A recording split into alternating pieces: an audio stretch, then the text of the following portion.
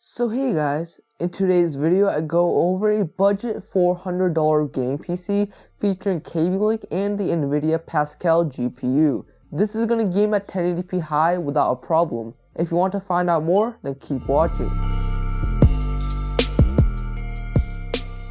So hey guys, this is TeamOverclocked. Today I decided to help you guys out by putting together this $400 game PC. Now how will it perform? You should expect this to game at high to ultra settings in the majority of AAA titles like GTA 5 and Battlefield 1. In lighter games like Overwatch and Doom, you can go up to ultra settings and still get over 60 FPS, which is great if you're into those games. In esports games like League and Dota 2, you can expect to get around 60 FPS at 1440p ultra settings, which is once again great performance if that's what you're looking to play. If you want to check this PC out, there's going to be a PC parts picker link in the description, so check that if you're interested. But without further ado, let's get right into the PC itself. For the CPU, we have the Pentium G4560 for $60. This is a great budget chip.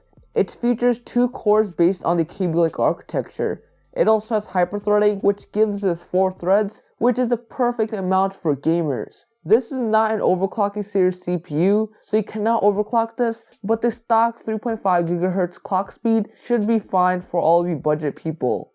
This CPU is going to be able to handle 1080p gaming without a problem, and can also handle some video editing at 1080p as well, making it a great price to performance beast. For the motherboard, we have the ASRock B250M HDV for $63. This is a pretty decent motherboard that covers all of the basics like USB 3 headers, 2 RAM slots, an M.2 slot, and Intel Optane support for those of you looking to speed up their storage. The main features that this has is the B250 chipset, which has native Kabylake support, which is nice since you don't have to install any BIOS updates in order to get the CPU running in this PC. For the RAM, we have the G.Skill Aegis 8GB set for $51. This is a nice RAM kit that comes clocked at 2133 MHz. The 8GB capacity is all you need for gaming at the moment, and it should let you do editing without a problem as long as you stick to resolutions like 1080p. If you ever need 16GB in the future, you can always add in another RAM stick into this PC since you will have 1 extra RAM slot left after choosing this, which is a nice bit of future-proofing. For the hard drive, we have the Seagate Barracuda 1TB for $44. This is a pretty standard hard drive that spins at 7200 RPM and has 64 MB cache. These specs translate into decent boot times and good loading times for applications and games. The massive 1TB capacity on this is going to be enough for all of your games, movies, and media files, so you can't go wrong with this. For the graphics card, we have the EVGA GTX 1050 Ti for $123. The 1050 Ti is a great budget GPU based on the Pascal architecture. This model has a single fan cooler and comes clocked at 1.4 GHz. It also has 4GB of VRAM, which is going to be perfect for 1080p gaming at the moment. Speaking of performance, this is going to be able to play games at 1080p high to ultra without a problem. It can also max out esports games like League at 1440p as well, which is great if you want to play those games.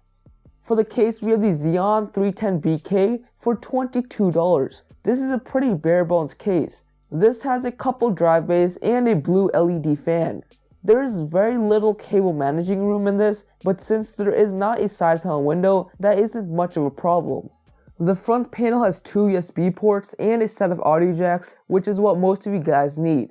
Building in this isn't the easiest thing in the world, but the lack of a window makes aesthetics not as important. I think that the outside of this case looks pretty clean and modern, so I think most will be satisfied by this. Last but not least, for the power supply, we have the EVGA 430 for $30. This is a very popular power supply unit from EVGA. This goes on sale pretty frequently, so if you do look for some deals, you can probably find this for around $25.